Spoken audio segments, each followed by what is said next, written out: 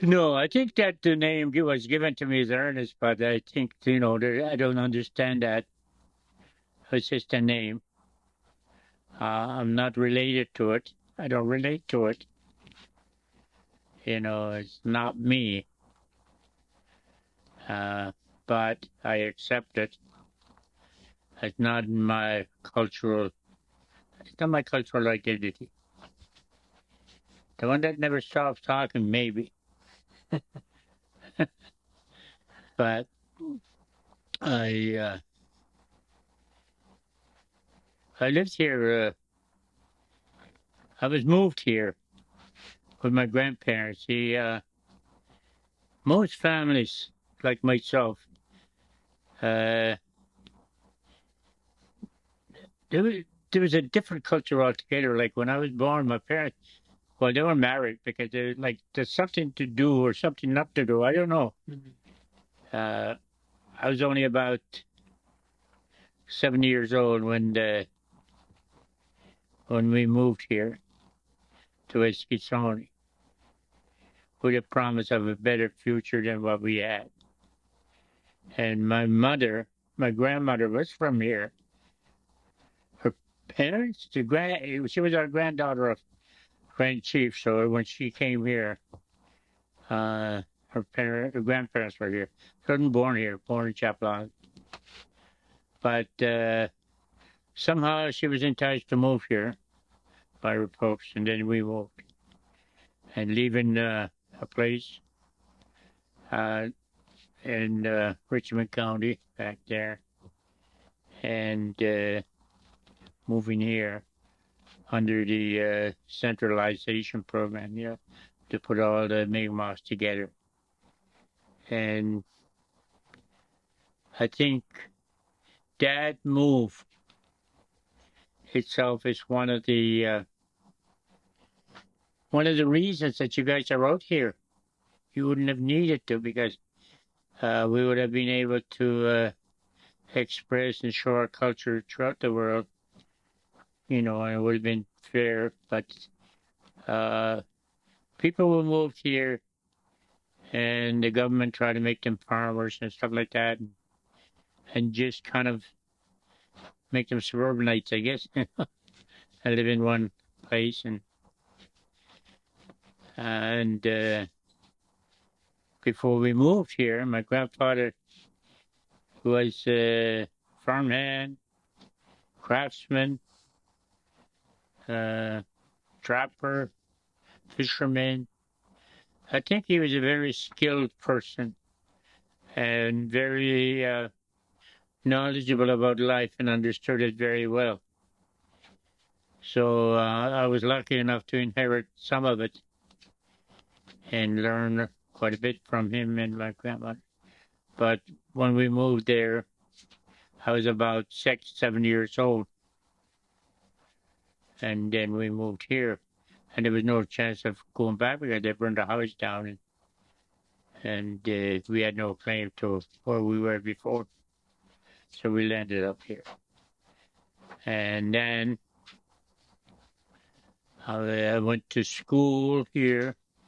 Funny part, I never spoke English, even in grade 7. I didn't speak English. Couldn't understand it. So I kept my language, and all the way down to college. And after college, I think, like here, the level of education was like grade 6, and me with a college, I'm well educated. So I could get any job here as far as working with the bands, but I didn't. I decided to explore and go out. And I left very young. I went to United States,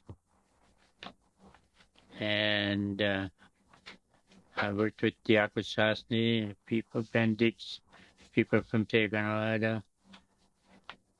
In fact, I belong to their union, Iron Workers Union, and Kinawagi, and made friends with Don Eagle and a few others. So anyway, the Mohawks were living in Back Bay, Boston, and then in Schenectady, New York, and Albany, and different places where I went. And I met a lot of Mohawks, Cherokee, Cheyenne, Choctaw, and got to a full realization of the vast native. So that's where I ended up in Mississippi, out in Arkansas, Missouri, and all the way up to Washington and down that way, different places. I never went to see the Seminoles, but I've learned, I hear them talk, and if speaking slowly, I know what they're talking about. And in fact, they spoke very close to what I knew, and I was happy with that. So I moved back here in 1970. I had 2 kids. We moved into this house that was built in 1947, centralization, and I'm still here. But I worked for the Union of Nova Scotians and different organizations, different in the band, different places, till about 1984. In 1984, I started to kind of try to find what would make me happy and think, what's the best thing for me to do? So in 1974, I came across a religion, a teaching known as the Baha'i Faith. And I looked at that and I saw the resemblance. And I thought that was the truth. I believe that's the truth. So that's my root. That's my teachings today. But they're so close to the indigenous ways that I could, no difficulty for me to express one way or the other. That's just one and the same, I believe. Anyway, I started my own businesses, different businesses. And they were all very profitable. But my main goal was to teach my children how to be self-reliant and all that. So in order for me to do that, I had to understand two things, like one of them, I know my native ways. I knew how to do things in it, but I did not understand the modern way here, so what they call it 2IC, that if I wasn't next system, so I went to, I studied what they call organic gardening, and I think it was Rhodes or something like that. I took the complete course, 3-4 year course, and I was very similar to nature, so I loved it. Loved it so much that I became a vegetarian for several years. And my family is still vegetarian. Anyway, and then that's where I began to explore different ways of our people with food-wise and stuff like that, preserving, looking after food. And these are some of the things that the people are looking for right now, And these were the things that were left behind a long time ago. For dried beans, a guy by the name of Clark, I guess, came along with a label on a can of beans. Yeah, that's what happened. So now nobody trusts these canned beans anymore, so they want to go back. A lot of people want to go back. And I'm thrilled with that because then I have a little bit of skills I can offer, a little bit of knowledge from way back that I can express. And that's probably my everyday activity is trying to see what can I do today that would help someone. That's all I do every day. When I wake up, I say, what am I going to do today? That would help. That would be helpful that would mankind would benefit. You know how we want it. So this morning I said I want to make 1,000 shopping baskets this year. Sounds far-fetched, but I said that I made drum hooks, and I made more than 1,000 of them. In my lifetime, I studied what you call community development process, change, radical change, however, social change, you know, and I was taught by rough, tough radicals, change agents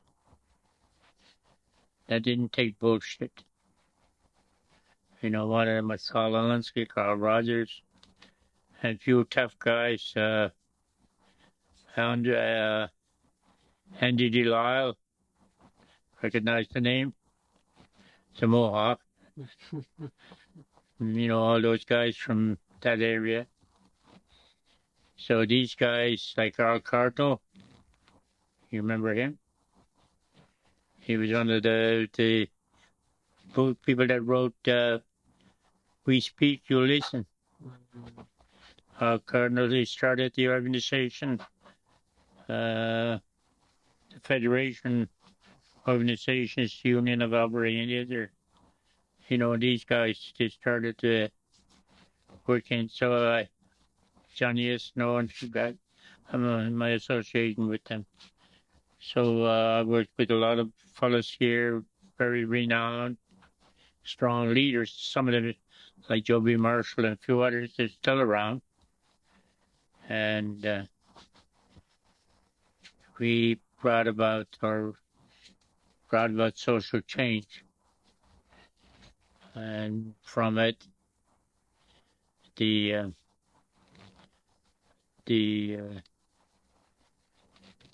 when they take over, we don't really call it takeover, but just hands change from paternalism to people running their own affairs, up to a point, I guess, but we need a lot more work. So my lifetime work was in social change and backbencher. You never get credit for something, and once you get the credit, game over. You're finished. You didn't achieve anything. But if you're chucked out and pushed out and called names, then you know you're doing something good. Anyway, that's so I'm a little tough on the skin sometimes. I got toughened quite a bit. So growing up here led me to what I'm doing today. I'm trying to give back to the community, to the kids, to the youth, what was taken away from them through residential schools, day schools, centralization, colonization, and now we're looking at reconciliation. So that's where I'm heading. That's what I'm trying to do. That's where I'm at. That's who I am today. You know, put all that stuff together and then you squeeze it hard enough, and that's where I'm at. That's me. You're a vegetable soup. Yeah, I'm not Heinz exactly, but a little bit of everything. Yeah, well, and the best part of it is that I really enjoy it. Makes my day, makes my life. And when somebody gets there and says, "You did this, you son of a bitch," thank you. I'm happy because I know there was an effect. Wasn't all lost. So anyway, but as you can see, I value a lot of more things than luxury. You know, not that I'm poor. I'm very rich in terms of owning what I have. And a lot of times I try to teach show dignity. I try to help people try to understand organic matters, and I try to teach people about ownership and on becoming a person, really. And whether you're a Mi'kmaq, French, Irish, Greek, or whatever. Like I'm a mixed blood myself, I don't know who I am half of the time, you know. Sometimes I think I'm a wigwam. Sometimes I think I'm a teepee. Sometimes I'm too tense. See, I don't want to be too tense, because that's non-indigenous housing, I want to be teepee or wigwam. Anyway, that's probably who you're talking about. That's me, as you can see. I explore a lot of things. I explore the language, and I discover a lot of things from my ancestry, from my background, from what people did when they talk about something in my language. I know they're saying something, and I see something, but I'm not here. So we go to what we call hands-on activities. We go to land-based training. We go to different things. We go foraging. We go things like I discovered that my ancestors knew more about Buckley mixture than the Buckley brothers who made it. But they know the ingredient. My people gave them the ingredients, so they know the ingredients. So they understood that. So the techniques we were savages. We didn't know anything. But if we didn't, then there would be no colonization here. So a lot of times I think that I discovered that when somebody tells me, go out and take this, and this is what it's called. But in the name, I find what it is. And that's the funny part about the language, because the language itself, like when you speak the English language, that's why I had a very difficult time in English. Because the more I learned English, the more I was learning Greek, Arabic, and Roman, and Latin. Because everything was, the scientific names were all attached to it. But in Mi'kmaq, I don't need to go there. It's right in the word, Agamo. It's the wood for making snowshoes, and that's what's called white ash. Agam means to stand on, and agam means the things that you stand on top of snow, and the agamo means they're made from white ash. You take wild mint. Wild mint is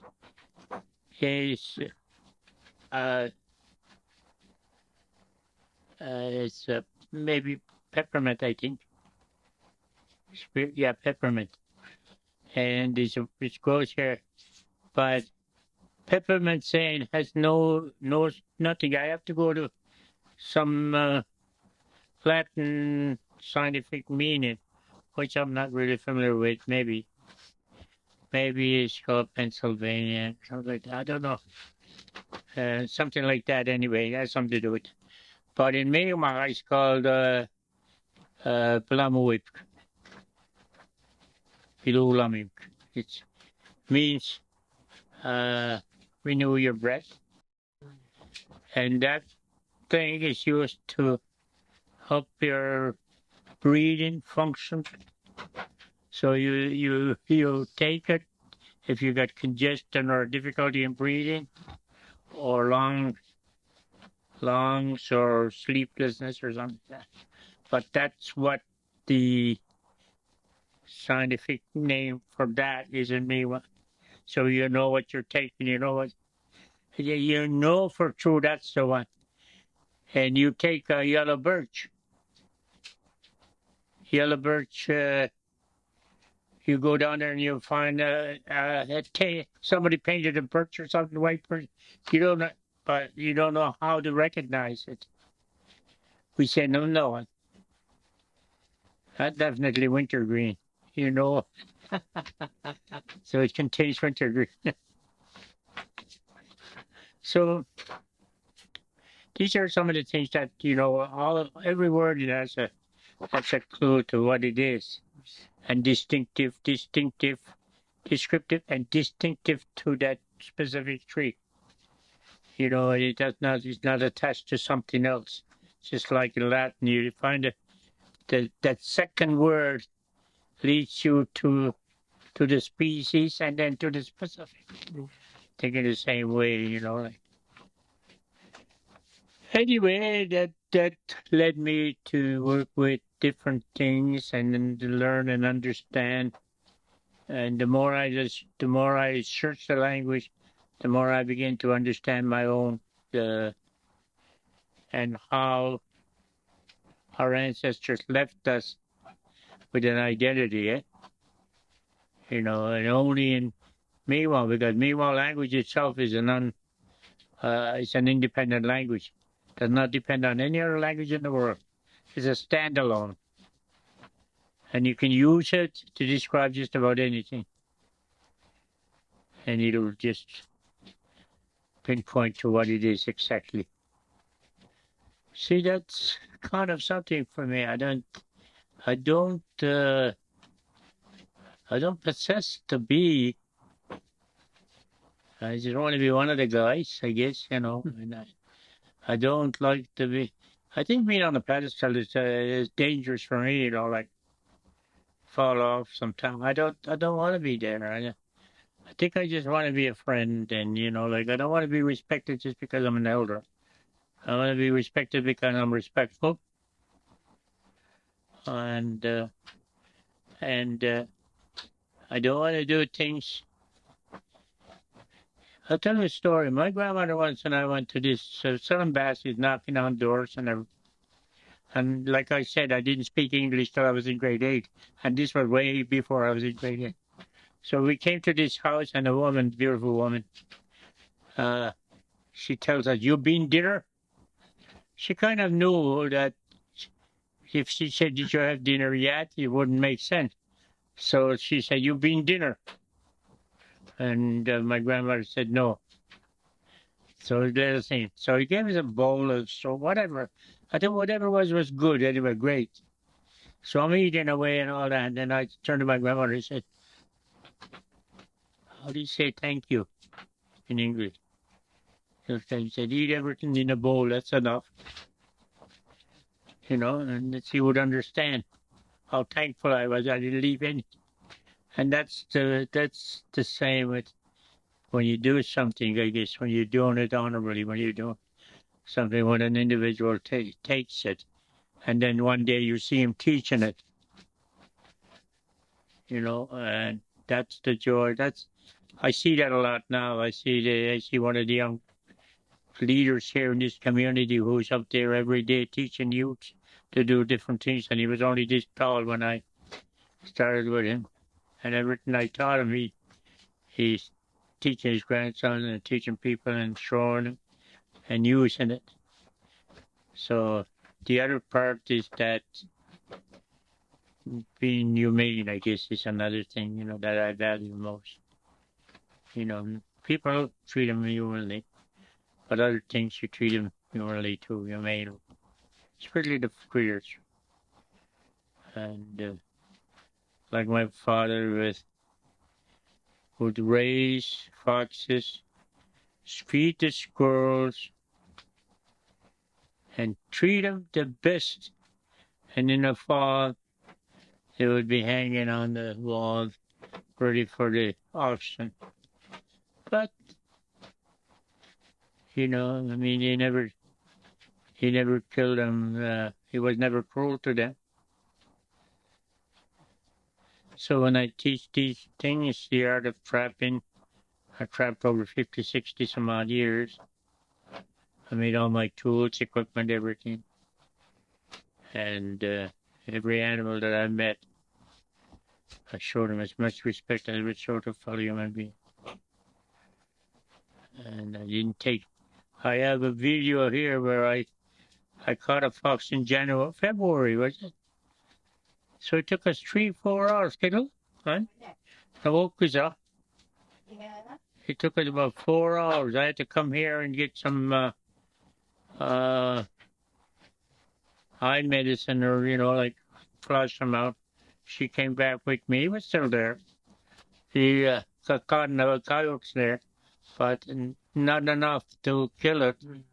So I released it, and then I made a bet.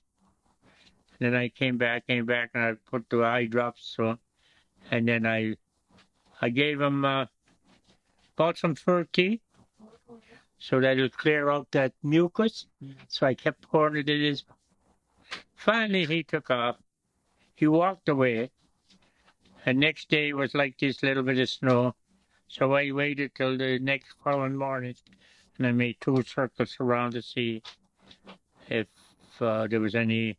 I didn't see him, so I knew he was safe and probably had a few litters after a female. But it was in February. The fur was still good, but I didn't need it. And he wasn't dead, so I made it. Gave him an extra day anyway. Felt good. Yeah, I think that is to share your culture. It doesn't matter who it is. And I think I believe that we're all one. People are all one. Like maybe I don't say I'm colorblind, but I don't look at people from a. Sometimes the prejudice and racist thing comes to mind, but I hate that when that happens. I try to destroy it as fast as I can. But I think that right now, sharing and helping each other has always been the fundamental role of our indigenous people. They paid a lot for that. They lost their lands. They lost everything because of it. And now I think it's the most necessary tool, and people don't know how to use it. So I'm glad that that a little bit of that is left with as an inheritance. And we don't own anything. Like a little earlier, I was talking about owning land. It's just a property that's in my name, that's all. So most of the time, like I have a responsibility for everything that was given to me, everything I know, is not mine. I don't take full ownership. I guard it. I'm responsible for it. So I think the most important thing is expression. Be able to use your language for identity. To be able to, I think common language is the most greatest thing that we have. If we all have one international language that we can communicate, speak to each other, but to be able to understand and express yourself in your own language, in the language of your mother tongue, then you can identify a lot of your cultural inheritances and stuff like that. So if the language is not there, you only have a very small knowledge, understanding of your culture, your background. You just understand it through tradition, what somebody else told you, but you don't really know because you don't see it.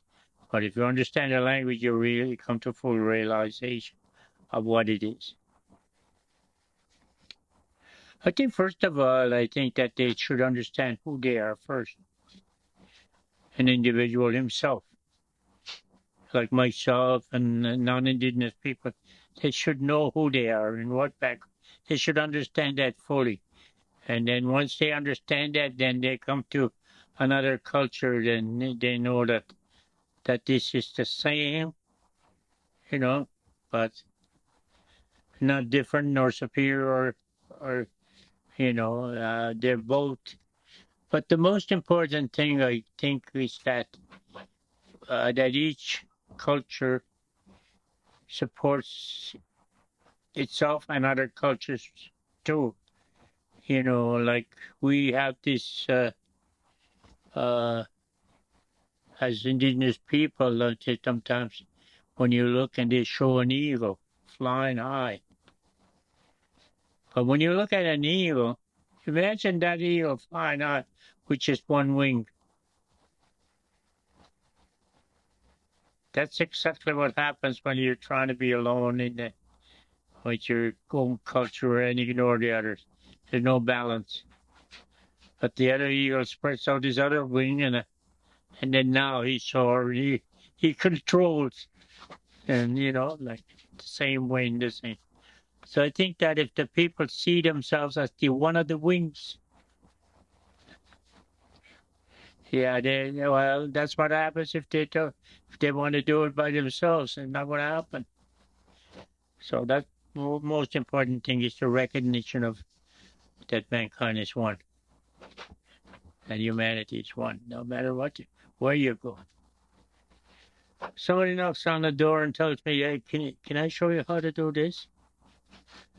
I think it's just like when you plant a potato, and then you go outside and you see that what you planted is flowering, and you don't know what's underneath, but the flower is there, and that something came out of it. I think something blossomed, and it's going to continue on. Maybe that seed in that flower ain't going to grow to a potato till 2 years. And I think the same thing, like sometimes when I show something or express something or I help an individual as a youth, and when I see him as a parent showing his daughter or somebody that, how to plant a seed, how do you go and propagate, how do you give back to Mother Earth? How do you give back to Mother? So if I'm going down there and if I'm propagating trees and different things, like shoots and stuff like that, you know, uh, I'm giving back a little bit, and uh, in a real way, not an imaginative way, like our people, everywhere they went, they always left footprints. And you recognize that footprints by the landscape, by the things that grow there for thousands of years. And people that were there before you, they transplanted, they moved, they made sure that these like sweetgrass and flagroot and peppermint and caraway and the what do you call horseradish, wild radish. See, that's what I do around here. If it was summertime, you'd find all these here. You'd find it all over the ash, different trees, different plants. I got sweetgrass growing right there. I got caraway. I got peppermints and horseradish and different things I all home and they're on the verge. I got blueberries out there, strawberries out there, raspberries. But these are the plants that burdocks, whatever, growing all over. Mullen.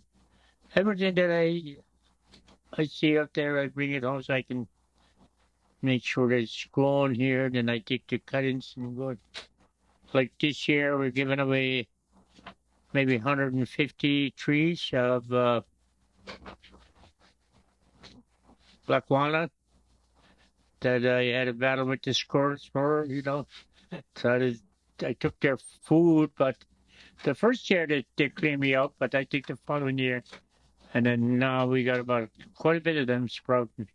I got a big bin, and they're just coming up. So they'll be this tall this summer, so this spring.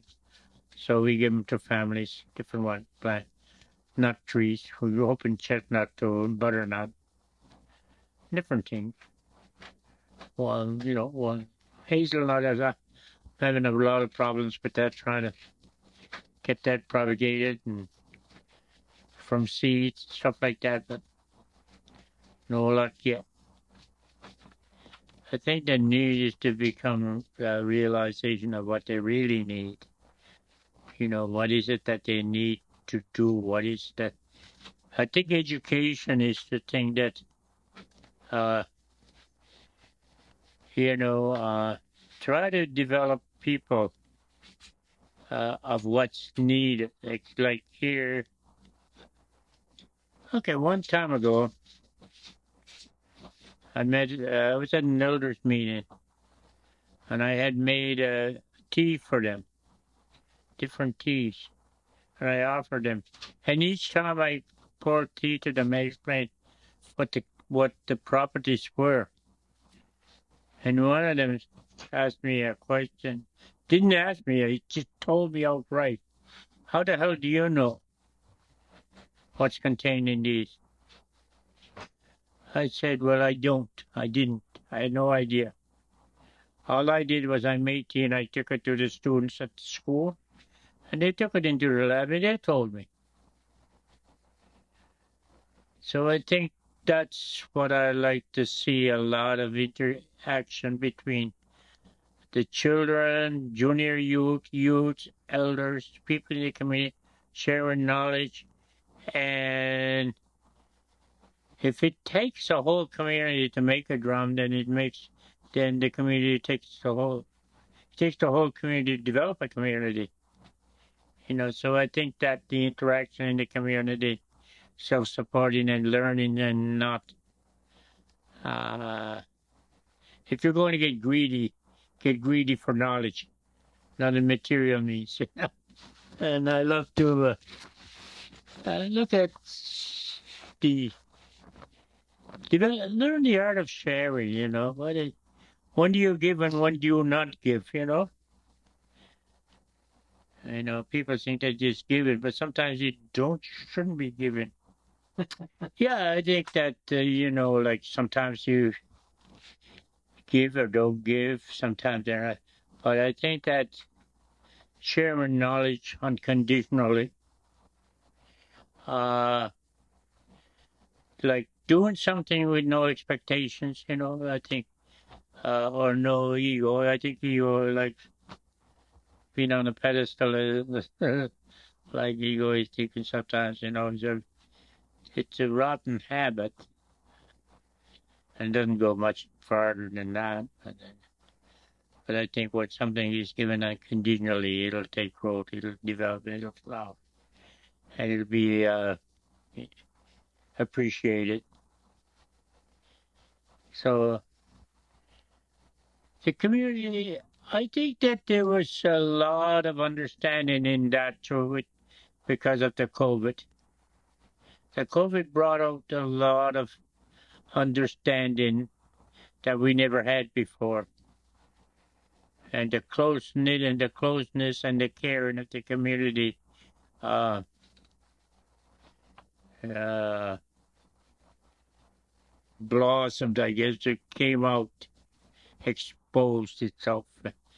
And I think that when you look at different things in now, I think that the youth, the children, are just not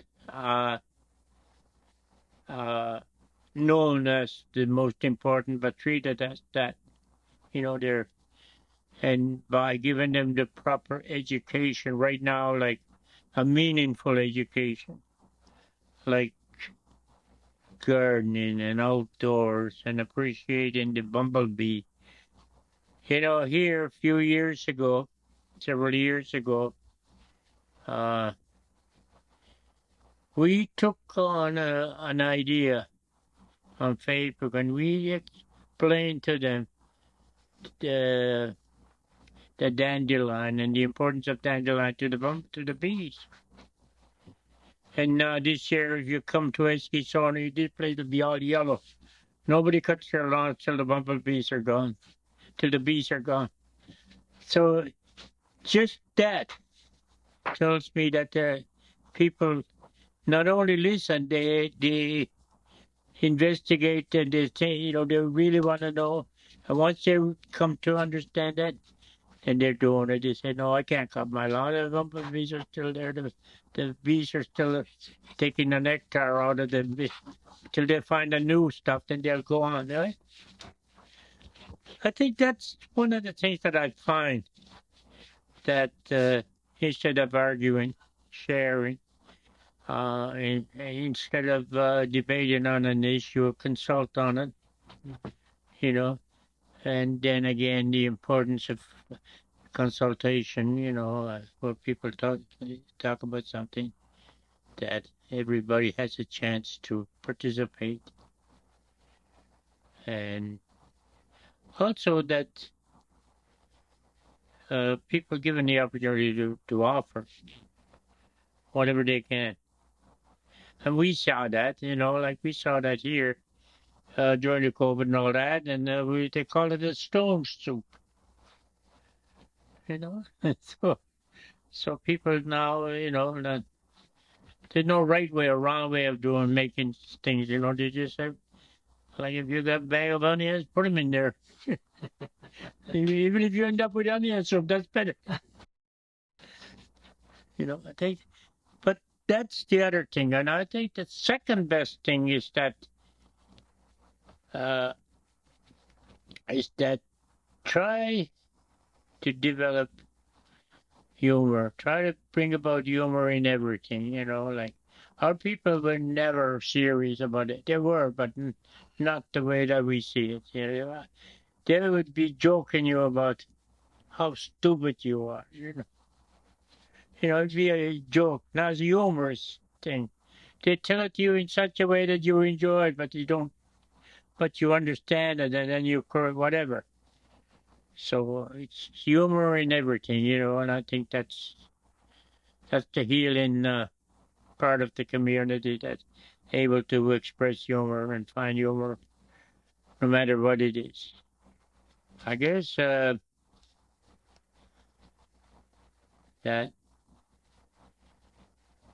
the whole community sees itself as one family and begins not only that, it begins to act according that way. You know, sometimes people get really serious about things.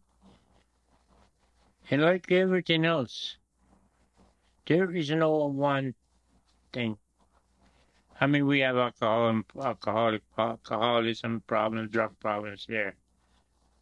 But each remedy is as valid as the next one. You know, humor may be the best, but it's not just the one thing that does it. You know, I think that, like, I quit drinking in 1966, and 75 was my last drink. But I never once went through Alcoholics Anonymous or never anything like that. Just one day I just got the idea that I don't drink. And ever since then I don't drink. You know, there wasn't the mind playing, you know, like, thank you. I just said I don't drink. But I never said I don't use alcohol. I don't blame alcohol. I use alcohol all the time. In Absorbing Junior, hand sanitizer. I even use it as my hair coloring.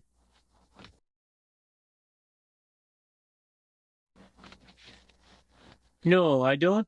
It's that it has nothing to do with abuse. It's that I fully understand. People need to fully understand. People say, "Oh, he's doing drugs and stuff like that." Yeah, is alive, but I think that there's a reason, there's a cause, that's only a symptom, and you need to look. They need to understand. So not every doctor understands the symptoms. Not, I think that individual can realize that there's something wrong, and then if he seeks help, it's not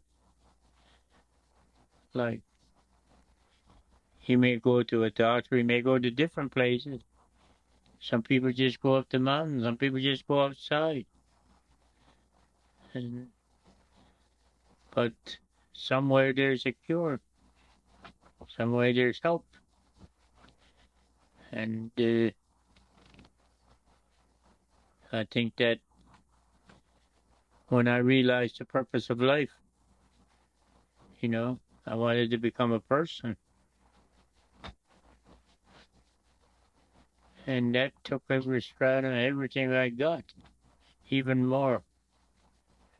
Not that I was battling the alcohol, but I was battling how stupid I was, how naive I was. I was handicapped in a lot of things, and I had brought myself to that level. And I wasn't blaming alcohol. I was blaming a lot of things, and then I was trying to recover from not alcohol, but recover from my inactivity, my lack of exercise in different areas, different things. And when I started to exercise those, I became really well oiled. And today I'm just about well greased up to do a lot of things, a lot of things I can do. I trapped for 50 some odd years. I teach trapping, humane trapping, right from the fine arts, woods, different things, tanning, fur handling, gardening, food preservation. I'm still working on family life. Different ways of preserving food, drying them, helping people how to learn, like working with wood, different things, I can show them, I can tell them about it, but you have to do it to learn it yourself, Like land-based training is something that you don't, nobody can teach you that. Then we talk a lot about food and respect of different things, A lot of people don't eat eels. And if it wasn't for eels, they wouldn't be here. And that's the funny part, like rabbits, muskrat. If it wasn't for them, I wouldn't be here either. But that's all the food that our people ate. And eels, for me, one time, was the very, very first solid food that the child eats. Right from nursing, from mother's breast, to getting eels. Eel would be your first solid food. And then you graduate maybe to a squirrel or rabbit or muskrat. But these things right now, to a lot of me, are distasteful. Yeah, but for me, they were sacred as yes, that's one of the most sacred things, really. That I think, that the things that brought me here and gave me life and brought, saved a lot, and then the other thing that saved us and worked with us was the knowledge and understanding of plant life and stuff like that. If it wasn't for that, like the coronaviruses at that time are not as bad as the COVID-19, but they were there. Scurvy was here in 1600, 1500. Wasn't here before. Or if it was, we were vaccinated from it because our diets made sure that we don't get it.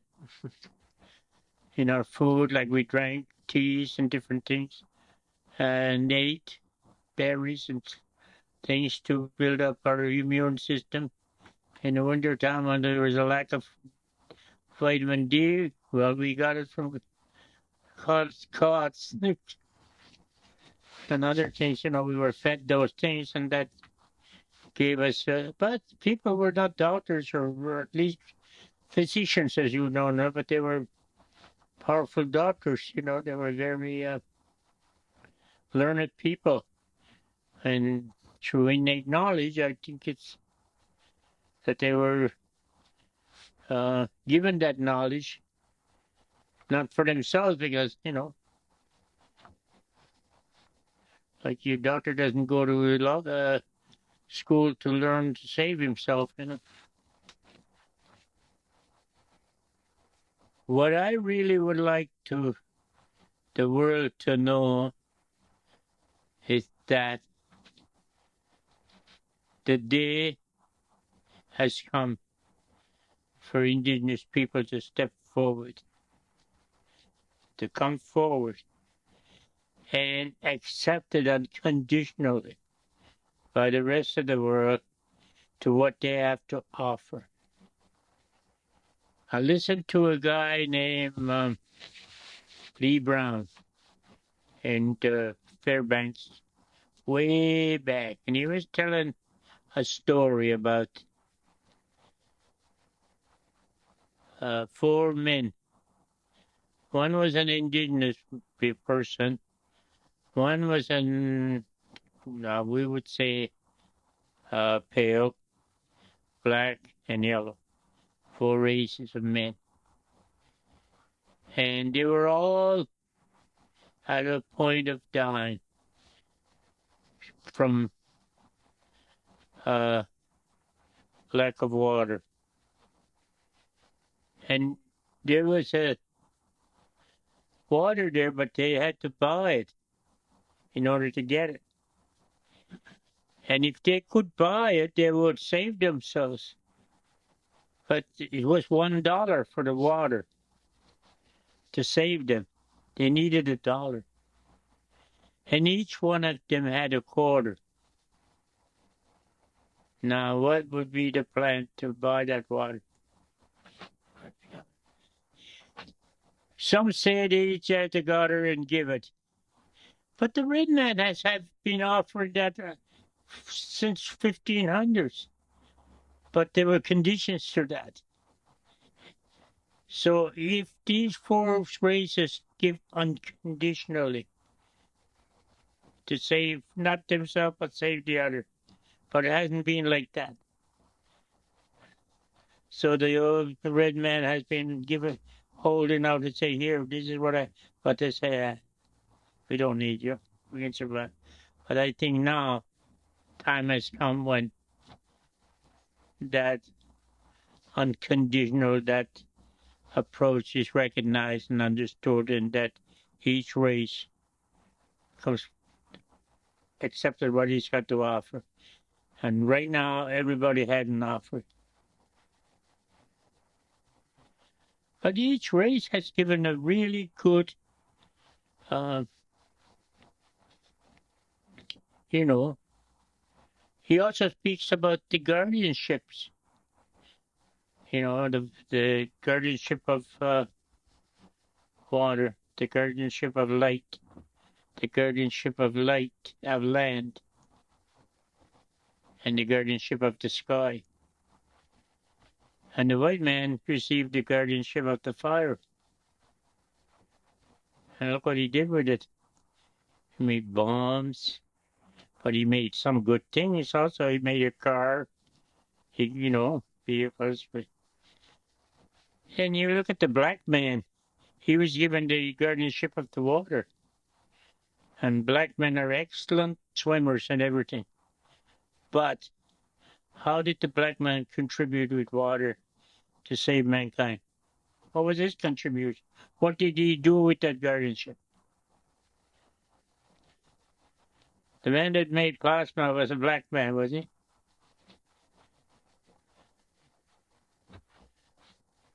Blood donor.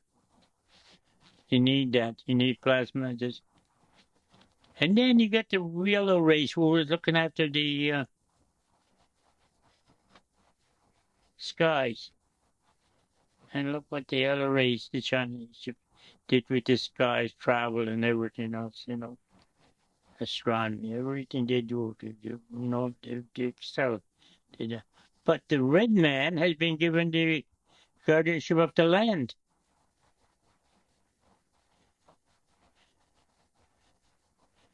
Up to this point, all the other races have been ravishing, destroying that. And the red man has been saying, don't do that. Look how much fossil fuel, all that stuff is going to be taken up. And what happens? Until that time, if that time doesn't come soon, I can only say that the 2040 ain't going to be, there's going to be no hell over there because it's going to be here. So I think the time that the red man steps forward and just forgets about his own existence and whether they like it or not, he has to step forward and say, look, that's it. But today, the leadership, see, that's the other thing that the world has not looked at the equality of men and women. And if you don't have that, all what we talked about ain't going to happen. Because men don't give a damn. That's the difference. But they're both equal, like the wings on the eagle. Need that balance. So recognition of equality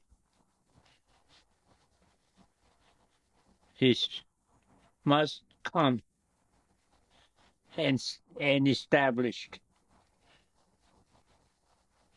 before we can accomplish any more. This is our crossroads. And I think that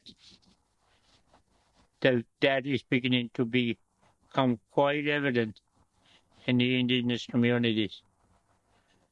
The men have stepped back. They have stepped back and said, the rightful people in there are women. They're the leaders. We're the spokesmen. We're the warriors. We'll defend what they say. They're the life givers. So that's all I feel quite comfortable with that, and what I've seen so far has been very rejoiceful for me to see it. I see it every day. I see little drops of it in different places where before you didn't even see a black cloud. And I think, really that's what's necessary. That's the only thing that, in order to move forward, we'll remove all these barriers, get rid of them. Also the dross that's in front of us. We don't want to wipe that out. We won't see nothing.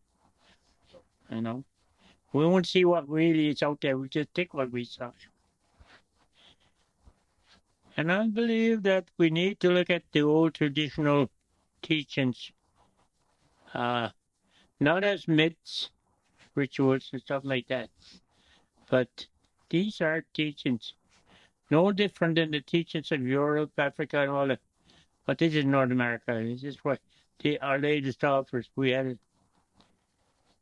The chief one time told this guy, why did you come here? And tell me that my God or my beliefs are wrong. You left your beliefs, you ran away from them, and you come here. And you try to bring your world here. When your old world is not is sick. You're living in the winter time. And you come here in the springtime and then you wanna hurry up and make it winter again, that's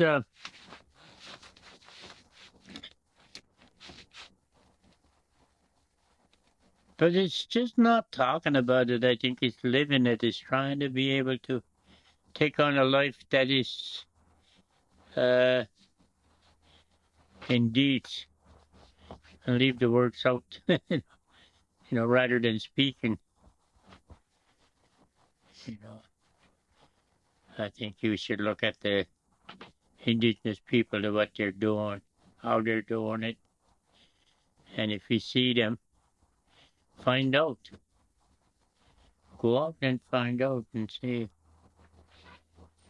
and learn. Otherwise,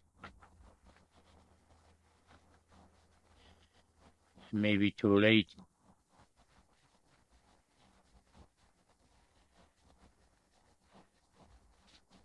One of the things that I practice quite a bit, our tradition is that we offer you tea. If you don't accept,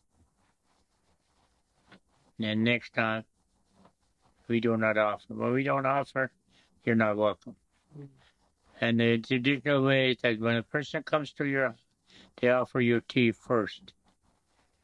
And then if you're offered tea, then you can leave your mark.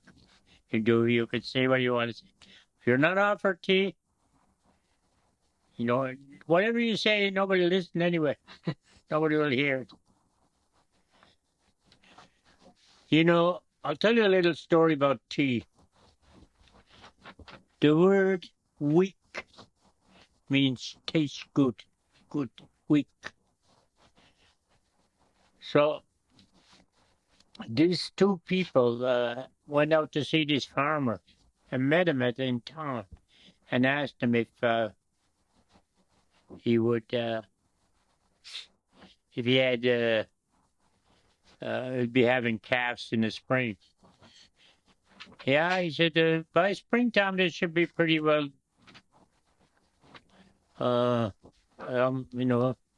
ready. So I said, we'd like to get one. So I said, yeah, come anytime after the snow. And so when it was like this, no snow and all that, they went to, privileges all that year. I'll do all the privileges. Anyway, this guy met these two people and said, yeah, you come over and I'll have some for you to look at. I said, okay. So he goes home and he tells his wife, I met those two Meanwhile people that were out there, and the ones I was telling you about, the ones that were looking for a cat, they're going to be up and look at the cat. And it's like this. When they come over and we make a deal, they will come in the house and we offer them tea. That's their tradition, that's their way. So when we come in, when you see us coming in, make some tea good. And they love strong tea. Okay. So the guy says, okay, now that we've settled the one you want, now we'll go in the house and talk about how we're going, because it's too far to walk it. So I'll find a wagon or something. We'll talk about it inside, how we're going to deliver it. Okay. So they go in the house. As soon as the old lady sees them coming in, huddles and makes the tea. Says, now, when they were there, sat down, she pours one cup to the woman, one cup to the man, and then puts it. And the man takes the tea, drinks it a little bit, and he tells his wife, which tea? And the wife takes it, tastes. I says, hey, which tea? Which tea? And the man said, which tea? So the woman now, the farmer's wife, is puzzled because all this. And you're kidding, he said. I put 7 tea bags and she's still saying weak tea. She was complimenting on the good tea. Weak tea. I say the tea is good. And what she was saying is weak tea. So, like when you go and tell people, meanwhile people, how's the tea? Weak. So that's what we do in the summertime, like at the powwows. That's what we do. We go out there and we serve people tea. And we have 40 different varieties of tea. All the tea over there, in there, up there, downstairs. So we make all different types of tea. All your own? Yeah, all organic, natural. Awesome. Yeah, rose hips too. We give every tea there is, except the hemlock.